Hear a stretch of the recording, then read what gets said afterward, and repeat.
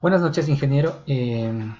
Voy a explicar un poco sobre la tarea número 4, que consistía en realizar un análisis de la evaluación del control interno. En mi caso lo hice con un poco al enfoque financiero, ya que me pareció muy interesante lo que usted nos dio en la clase anterior.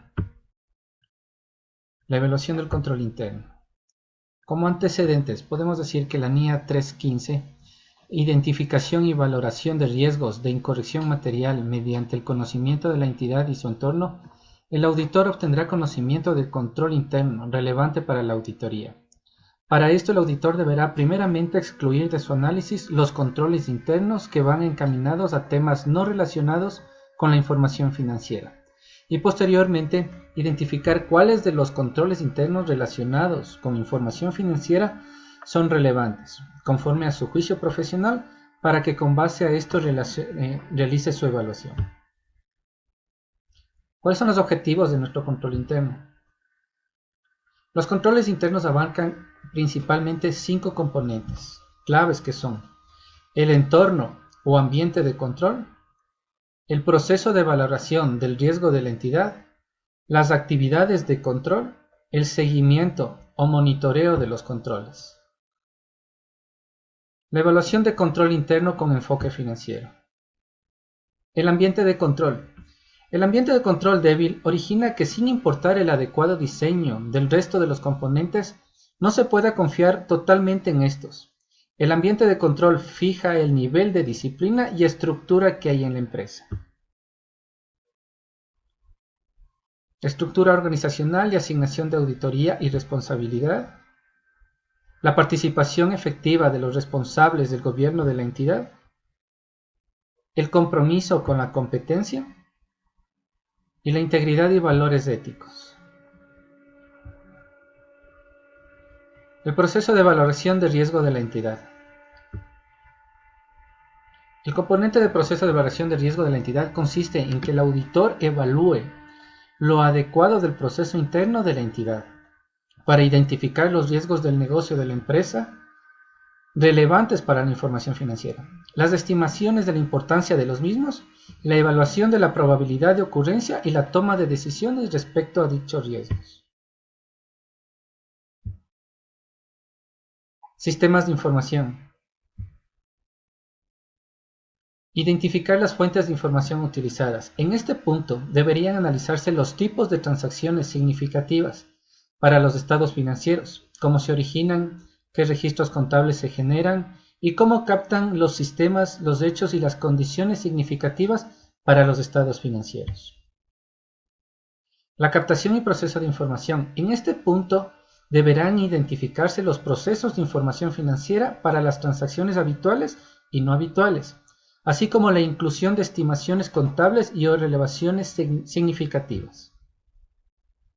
La utilización de la información generada. En este punto se analizará la forma de comunicar por la empresa, la información financiera, los informes resultantes y la utilización en la empresa, así como los informes a los responsables del gobierno de la empresa y a terceros, tales como autoridades regulatorias. Las actividades de control son las políticas y procedimientos que ayudan a asegurar que las directrices de las administraciones se lleven a cabo.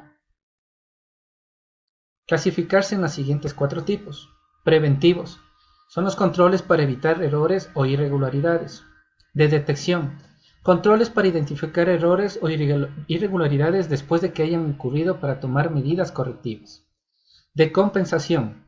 Controles para brindar cierto grado de seguridad cuando es inconstable, ejemplo, una segunda firma, una supervisión de tercero o una supervisión selectiva. Y la de dirección, que son los controles para orientar al personal hacia los objetivos deseados, por ejemplo, la política y los procedimientos. Algunos controles comunes a nivel del proceso operativo incluyen temas como los siguientes. Controles físicos están relacionados con la seguridad física a los activos, acceso a instalaciones, registros contables, sistema de información, archivos de datos, etc. La revisión de resultados reales. Comparar los resultados reales contra los presupuestados y periodos anteriores, así como analizar comportamientos inesperados de los resultados. Controles de aplicación de TI. Estos se incluyen en las aplicaciones de los sistemas de información, los cuales son automatizados o parcialmente automatizados. Conciliaciones de cuentas. Incluyen preparar y revisar conciliaciones oportunamente y tomar decisiones sobre las posibles diferencias. Control de autorizaciones.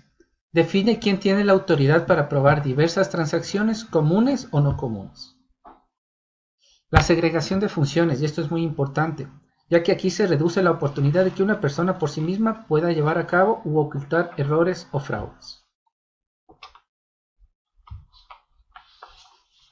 El seguimiento o monitoreo de los controles. Guía para uso de las normas. De la guía para el uso de las normas internacionales de auditoría en auditorías de pequeñas y medianas entidades, se incluye la siguiente tabla, que establece la forma en que interactúan las 5 componentes de control interno. Métodos para evaluar el control interno.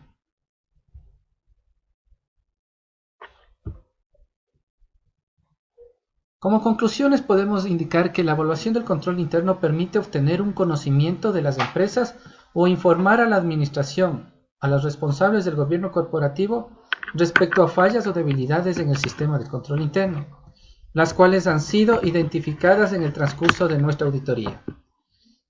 Esto nos brindará un valor agregado al cliente al contratar nuestros servicios como auditores.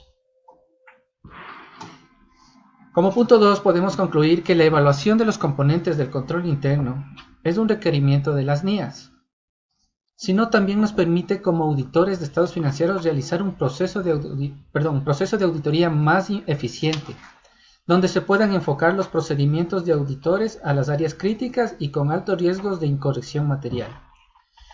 Y en su caso también podemos minimizar o reducir la aplicación de procedimientos de auditoría en otras áreas, menos críticas con bajo riesgo de auditoría documentadas según las NIA.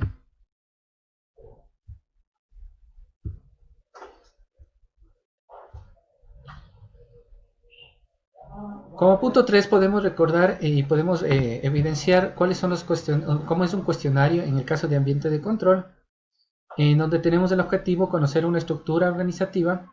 Vemos un ejemplo de las preguntas en el punto de integridad y valores éticos. Como por ejemplo, ¿la unidad administrativa tiene código de ética que regule la conducta del personal? ¿Conoce el personal el código de ética? Sobre la estructura organizacional, podemos ver el ejemplo, también un ejemplo de la selección al personal en la evaluación de riesgos, que tenemos como objetivo analizar la forma en que son evaluados los riesgos dentro de la asociación. Aquí tenemos las preguntas, por ejemplo,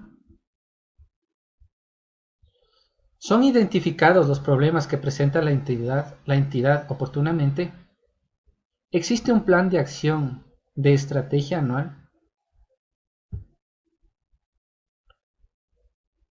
En la identificación de riesgos tenemos los siguientes ejemplos: avances tecnológicos, novedades o requerimientos, igual en el análisis de riesgos identificados y en objetivos estratégicos. A continuación tenemos un ejemplo de cuestionarios en el tema de actividades de control, donde nuestro objetivo es verificar los procedimientos, técnicas y prácticas de mecanismos que permitan a la dirección superior y nivel jerárquico de la estructura migrar los riesgos identificados. Aquí tenemos algunas preguntas. En el caso de políticas y procedimientos, ¿se han definido procedimientos de control para cada uno de los riesgos? ¿Los procedimientos de control son aplicados apropiadamente? En procedimientos y políticas, ejemplo de preguntas: ¿los activos propiedad de la asociación son asignados formalmente? ¿Se realiza la verificación física de los bienes asignados? Esto es importante, esto es en nuestra rama. En la contabilidad tenemos, por ejemplo, unas 2 preguntas que me puedo sacar de las que consulté.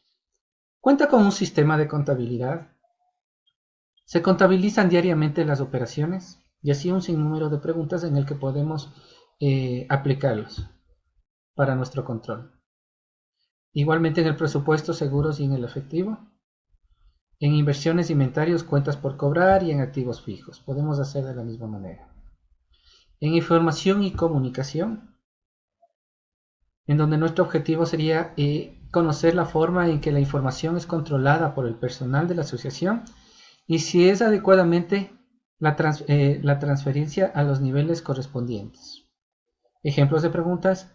¿Conocen todos los miembros de la asociación los estatutos? ¿Se informan los requerimientos a la normativa interna?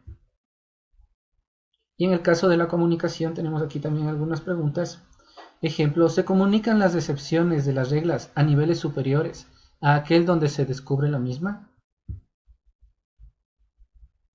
En un ejemplo de seguimiento o monitoreo, donde nuestro objetivo es conocer la forma en que se ejecuta la supervisión aplicada a las diferentes áreas, tenemos también un sinnúmero de preguntas. Y aquí tenemos el ejemplo de un ejercicio práctico, no sé si alcancemos a ver, en donde ya estamos aplicando, inclusive ya dando cierto peso, cierta calificación a cada una de ellas, para ver cuáles son los resultados, cuál es el nivel de confianza, si es bajo, moderado o alto, y según eso poder sacar una conclusión como auditor interno. Bueno, muchas gracias, ingeniero, por su tiempo. Esta es la tarea que he presentado. Espero que sea de su agrado. Buenas noches.